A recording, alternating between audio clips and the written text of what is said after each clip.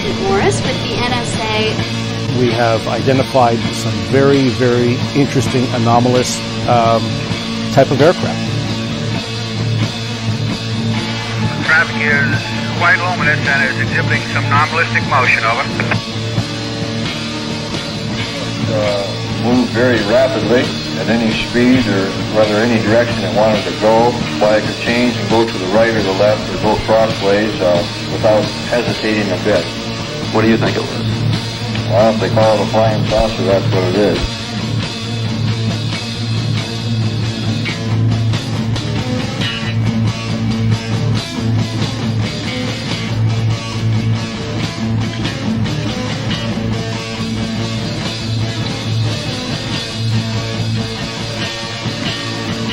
EWA 517, do you want to report a UFO? Over. Negative. We don't want to report.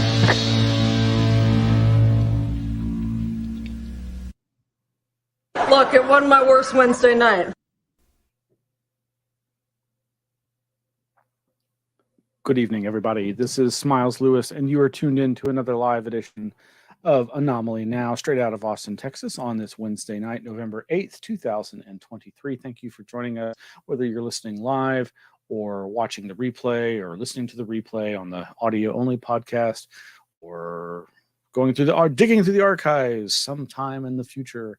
This is Miles Lewis with Anomaly Now, the weekly live news roundup show for the 501c3 nonprofit Anomaly Archives, aka Scientific Anomaly Institute, headquartered here in the heart of Texas, Austin, that wonderful, weird city that everybody keeps moving to. And you'll know it too if you visit, from the insane traffic. Oh, it's wonderful. Well, man, it has been like 5 weeks since we did this live show. I believe it was October 4th when I last was talking to you, our listeners and viewers, live and streaming through our various Facebook, YouTube, Twitch, Twitter, even my personal LinkedIn page occasionally, and other places. You just never know. We've got a lot of outlets that we can stream through, and we are very happy for that privilege. It's been a long time, as I say, because the week after that last time I did the live show, October 11th, was the day that my mom was coming in for a week-long visit. I had scheduled time off and was excitedly waiting to have a nice little staycation here with my mom and see her. Sadly, she started experiencing some health issues upon arriving in Texas, and it was no bueno, folks. It was not fun. It was not a vacation. Way too many hours spent in the hospital dealing with the medical community trying to help us. And the good news is Mom is fine. She's doing much better. But yeah, that kind of crashed that little wonderful family reunion such as it was, and motherly son get together. And ever since, it's been just a little rough, and have not been able to do these live shows. But you aren't here to hear all about all that. But if you've been paying attention, you know that we usually, are about this time, show the website and the places that you can find us online. Of course, our website is anomalyarchives.org, and you can find links to all of our past events and our material. Our goal and mission is the preservation of materials related to the anomalous, whether that be UFOs, consciousness, parapsychology, crop circles, Atlantis, all the things, Bermuda Triangle, cryptozoology, the things that people, particularly science people, often disrespect, disregard, disavow. And you can find links to all kinds of stuff there, including the archives of this show and links to the audio-only podcast version. You can find videos of our former location that was so wonderful, and see the aisles and aisles of books as I give a tour. If you'd like to write to us, you can write to us at our new P.O. Box. That's Anomaly Archives, P.O. Box 152252, Austin, Texas 78715. that P.O. box is there on the website, anomalyarchives.org. There's even a phone number you can call, 512-842-9046, to leave voicemail. And there's also a link there to something that is going to be going away very, very soon. And that is the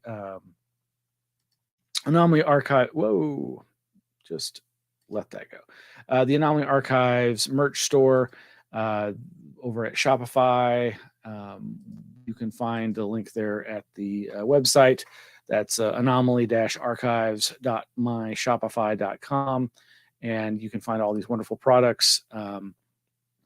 You can get your coffee mugs, your Anomaly Archives coffee mugs, your t-shirts with the wonderful Red Junkie RPG Miguel Romero artwork that he designed, and mouse pads, the whole gamut of stuff. But that merch store is going to be shutting down within 30 days, or about 30 days from now. And that product may or may not be available for a very, very long time. So if you're interested, go check that out. It supports our 501c3 nonprofit efforts at preservation of all these important materials, on dealing with the subjects that we have been telling you about. If you don't know, we were founded in 2003, so this is our 20-year anniversary, and we are really still hoping to find a new physical location to make it easier for folks to visit the 7,000 plus books, the thousands of periodicals and paper files and digital files and media files, some of which, of course, get digitized and uploaded to the website and other outlets. So meanwhile, if you go to our website, you can also see our wonderful Flipboard, where we aggregate all of our news articles. That is flipboard.com/@Anomaly Archives. And there's a link there that will then take you to the actual aggregator that has just thousands and thousands of articles. I think it's, oh my gosh, over 21,630 archived page flips, and over 10,300 stories. I'm not sure what the difference between a page flip and a story is, but there you'll see some of the things that we'll be briefly covering tonight in this live weekly news roundup. There is just a ton of stuff, as there always is, and of course it's been piling up since we haven't been doing this live show for the past several weeks. Some of the stuff I don't know if we're going to, well, I know we're not going to get to, but I'm really excited. I want to read some of these. Trail in upstate New York town, reportedly a time vortex. There's a small trail in upstate New York that is may have such a strong magnetic pulse it can reportedly cause hikers to hallucinate and lose time. That's from WRRV.com with reportage from Nick Kessler.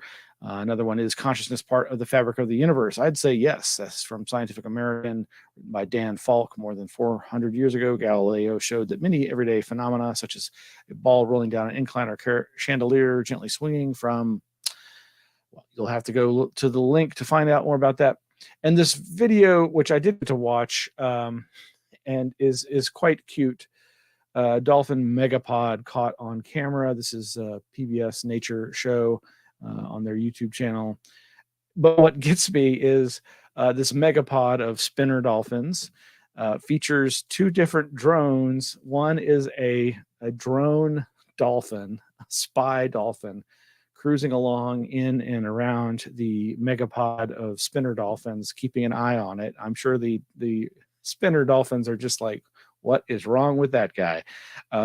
Meanwhile, there is a bird drone for shots from above. There's also just regular types of drones that you can see in some shots, but just this idea of humans spying on other animals on this planet using fake animals to try to ingratiate themselves into these herds, these pods, these flocks, etc. It just all is rather like the idea of aliens and other beings from elsewhere trying to look and sound like us to study us while they're amongst us. And so much other stuff. Rare white platypus in Guadalajara River near Armadale is leucistic, researchers find. All kinds of great stuff. There's so much that's piled up since our last show 5 weeks ago. You should go check it out. That's at flipboard.com. Like I said, the link is there in the anomalyarchives.org webpage.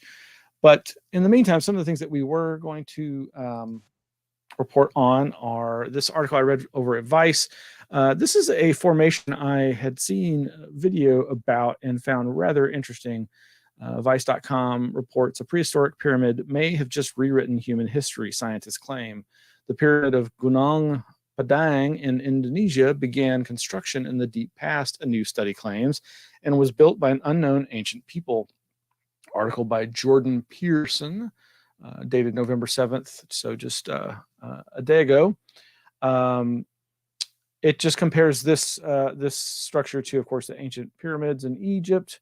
And they're estimating that the new study is suggesting that this pyramid may be 16,000 years old, roughly 10,000 years older than the pyramid of Djoser in Egypt, long thought to be the world's oldest. And this has been published, I believe, in a peer-reviewed journal. Here we go. Ja's claims are controversial because they suggest an unknown Stone Age civilization created a monumental pyramid. Quote, people think the prehistoric age was primitive, but this monument proves that wrong, he said in 2013. Since then, the team's work has been revealed in piecemeal. Last month, they published a study in the peer-reviewed journal Archaeological Prospection that concludes the oldest parts of Gunung Padang are 27,000 to 16,000 years old, based on a range of tests, including electrical resistivity tomography, ground-penetrating radar, seismic tomography, and core sampling, among other methods.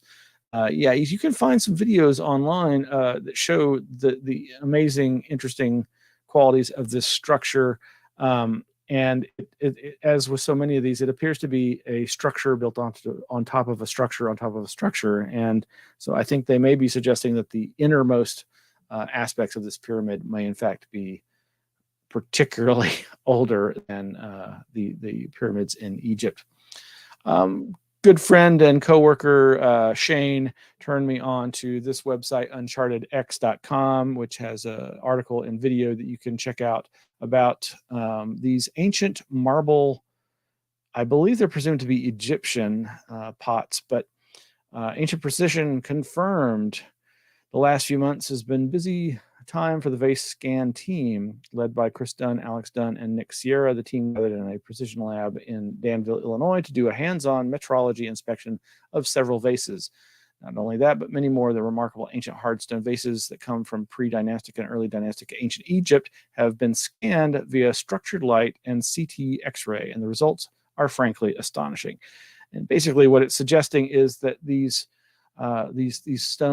granite, I believe that it's granite pots are machine-like lathe, like they're so thin and so amazingly constructed that it was presumed that no civilization that far back had this capability. And of course, the question becomes how could this have been done?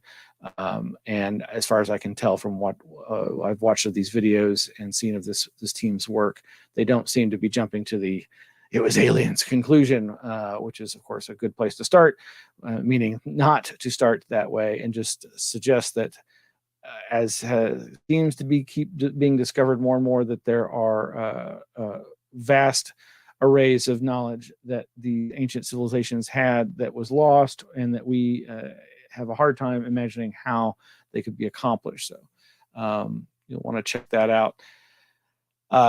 So something that we've reported on before on this show is what I call the animal rebellion.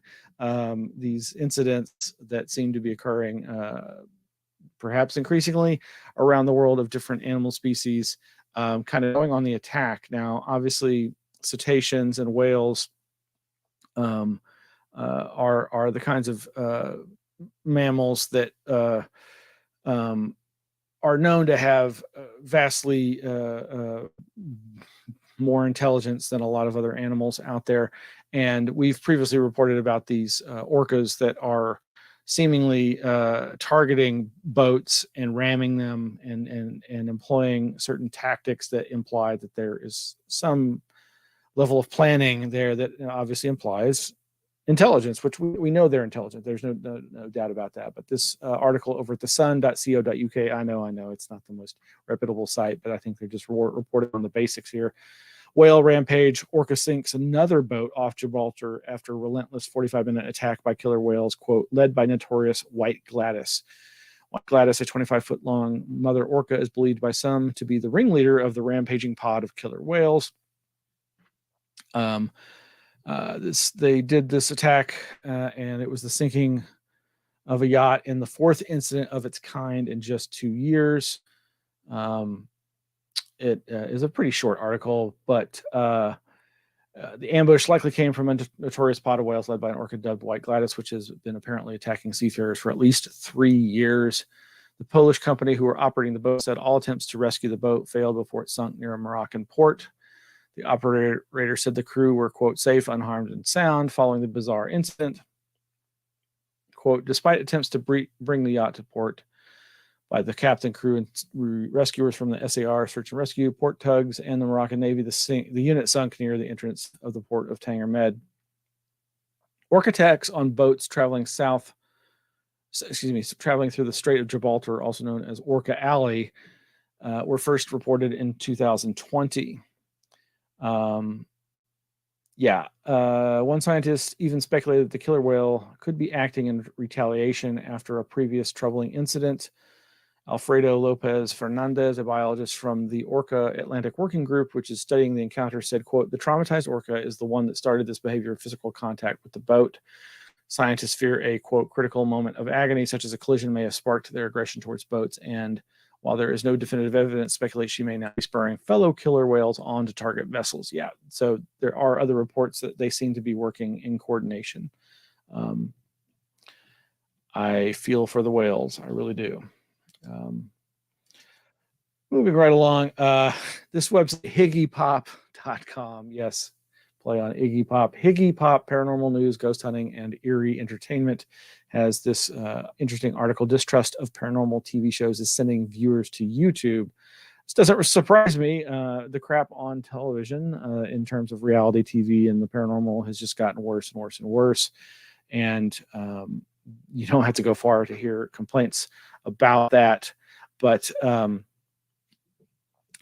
let's see, they did a survey and they had 1,047 respondents and some interesting results, but those include streaming services such as Netflix and Amazon Prime also ranked slightly higher for credibility than television, with 20% saying these platforms were their go-to source of spooky entertainment, while 11% said they typically find the most credible paranormal shows on dedicated paranormal streaming services such as Paraflix, Paranormal Plus, or the Ghost Planet Network. Neither of those I've ever heard of, but then the ghost hunting stuff is not necessarily my particular focus or forte. But I commend them for doing this survey, getting over 1,000 response, and for pointing out that the TV reality shows focused on the paranormal and ghost hunting are floundering. I'm sure they're still making enough money to keep them going, but I've seen by some of the titles and subject approaches that are coming out of those channels are just really, really sad and pathetic, and actually probably doing more harm than good.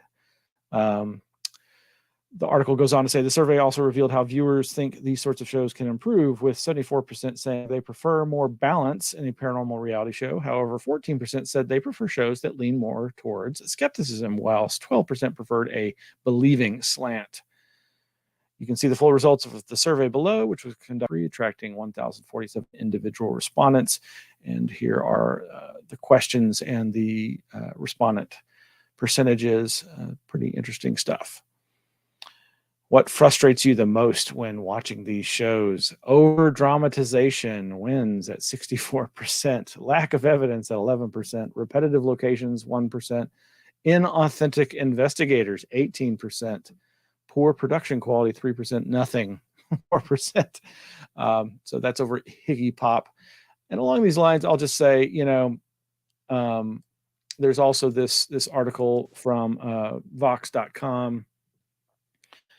From Amityville to Annabelle, the Warrens on film are a lie. The on-screen versions of exorcists Ed and Lorraine Warren is a far cry from their real-life counterparts. This is by Aja Romano from October 31st. A Halloween article from Vox.com goes into a lot of the claims and criticisms of the Warrens and their approach to ghost hunting, paranormal investigations, and criticizes them basically for doing it with a monetary bent and worse. But it's a pretty long, in-depth article with lots of links that are worth your time and might be of interest to you. Meanwhile, there are so many folks who, of course, are trying new things and are, I think, doing the right thing. Mostly, everybody makes mistakes, but I have said many times on this show that I'm very enamored with the paranormal community created by and the entertainment, the storytelling efforts by, let's say, performance artists and preservationists of the occult and paranormal paramuseum, that being Greg and Dana Newkirk. This review of their new documentary, The Unbinding, is available to read over at weirdstudies.com.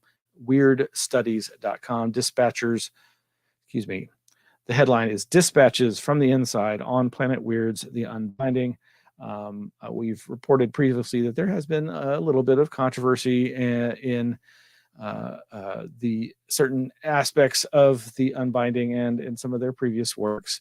But I'll tell you, if you've spent even just a few minutes listening to their behind the scenes commentary, I think you'd know that a lot of those criticisms seem to be unfounded. And while the paranormal community, the UFO community, the anomalous community, all communities, especially those dealing with the unknown and the ambiguous, can always do a better job at vetting things and trying to work harder. But I think this couple have done more to make a inclusive community and an open-minded community about the nature of paranormal investigations and research and ghost hunting. And again, they're doing preservationist work. They're trying to preserve these artifacts and stories and trying to tell better stories. And I think all of that is a good thing. Similarly, people who are inspired by that sort of thing are doing their own attempts at that, like Paranormal Pals, Megan and Brittany of Weird ATX, who also have a podcast and do their own independent paranormal truth seeking and their own experimentation. And they go out in the field and do their own efforts at, and I know that they, like some folks, don't like to necessarily be called paranormal investigators or researchers, but at the very least, they are historians, because like so many people doing these kinds of paranormal on-site seekings, you end up doing a lot of research about the place that you're going to. Hopefully you do a lot of historic research, because you're trying to find like what could be causing some of the weird manifestations. Well, they recently had a Paranormal Pals meetup here in Austin at Radio East, which is a new coffee shop, hangout, beer garden kind of a place over in Southeast Austin.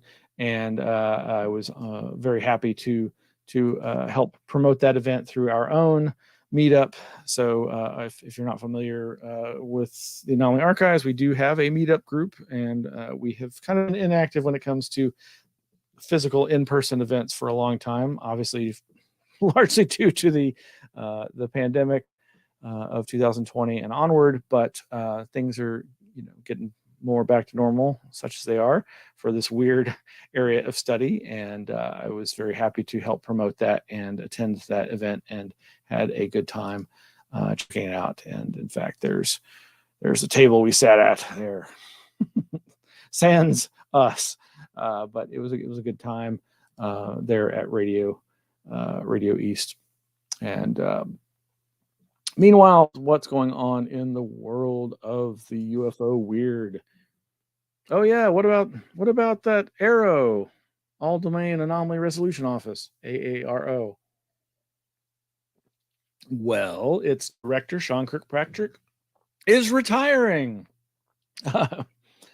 for immediate release. Oh, Dateline today. Statement by Deputy Secretary of Defense Kathleen Hicks on the upcoming departure of All Domain Anomaly Resolution Office ARROW Director Dr. Sean Kirkpatrick.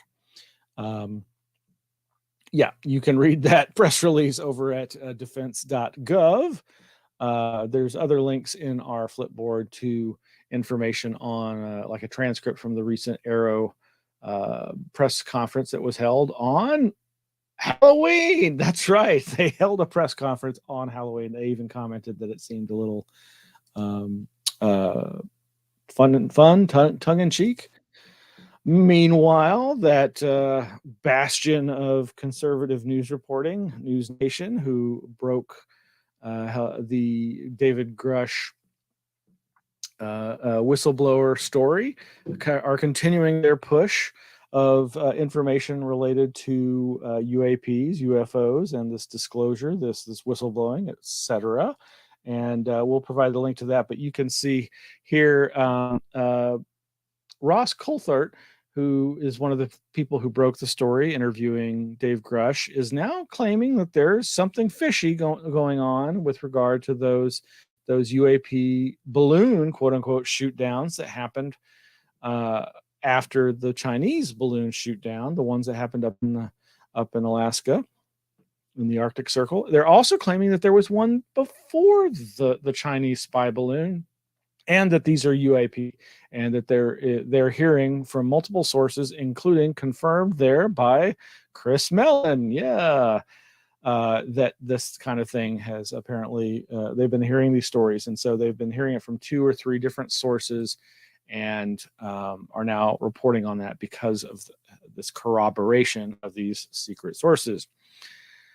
We'll see if anything comes of that. Nothing seems to have yet really come from Grush's brushes with mediocrity. I mean, media exposure, but who knows? Maybe something important will finally come about because of this. We hope so. I really do. I really hope something does.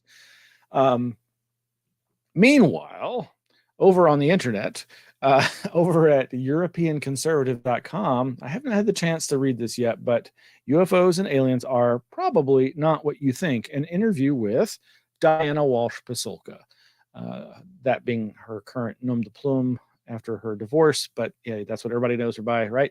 So Diana has a new book coming out, and she's been doing some promotion for that, and I'm sure this interview will be very interesting. I have not had the chance to read it, but we'll provide the link to that. But if you'd like to hear an interview with her that was in advance of this book, our good friend our good friend Greg, yes, he's a doctor of weird music, doctor of weird musicology.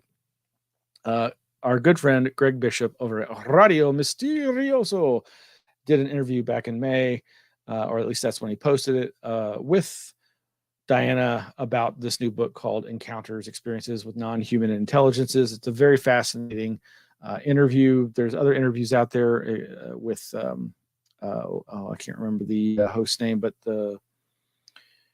anyway, check out this interview. It's worth your time, and I'm looking forward to reading the book and hearing more about Diana's continued investigations into belief systems surrounding the UFO phenomena and people's experiences with it, and that's I believe more the focus of this particular book.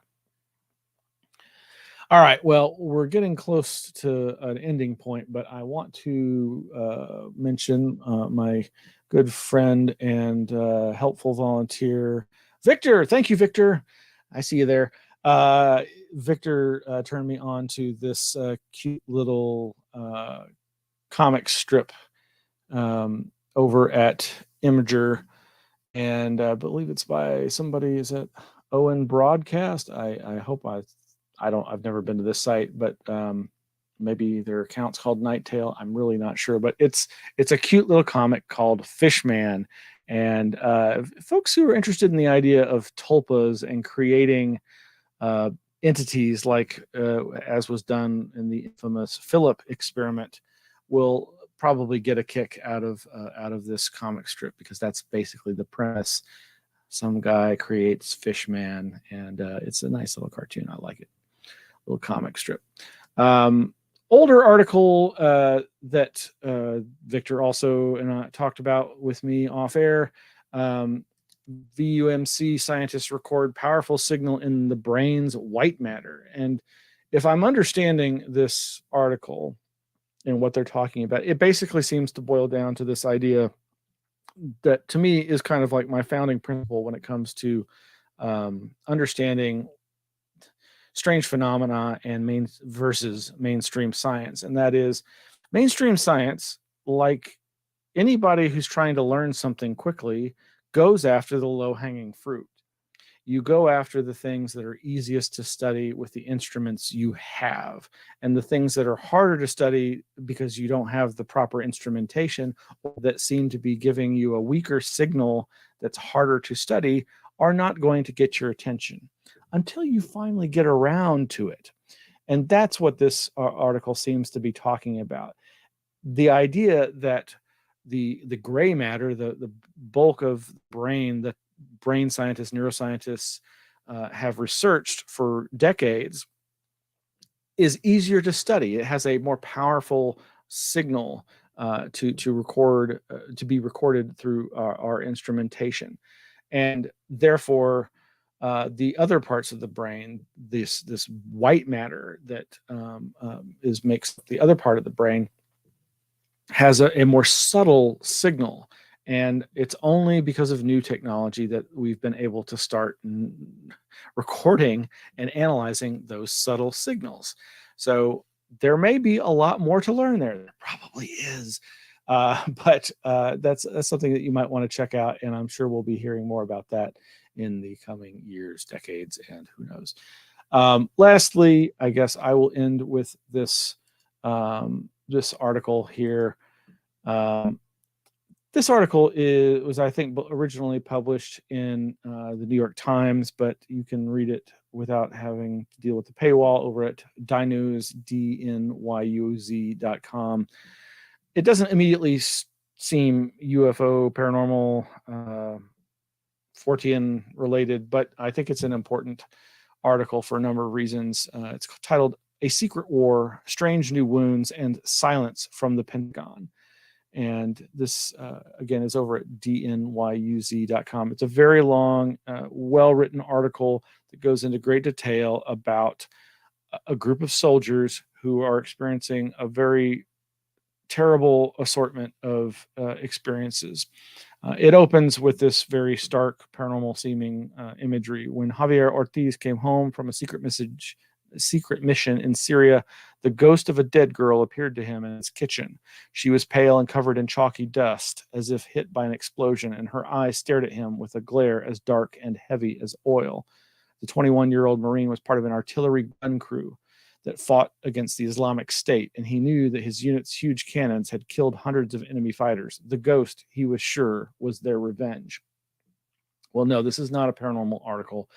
It is about the fact that increasingly, since the Vietnam War, the Gulf Wars, and now the war on terror in Iraq and Syria and elsewhere, our own soldiers have been subjected to the massive sonic booms of the cannons they are bombarding the enemy with. And those sonic booms are probably scarring their brains at a nano level. And so that scarring can't be detected until they're dead and their brains can be examined. But mice who are subjected to the same kinds of stimulus exhibit this same kind of nano level brain scarring. And the effects, of course, are very similar to PTSD and worse. And of course, as has happened in innumerable cases with the military and the government.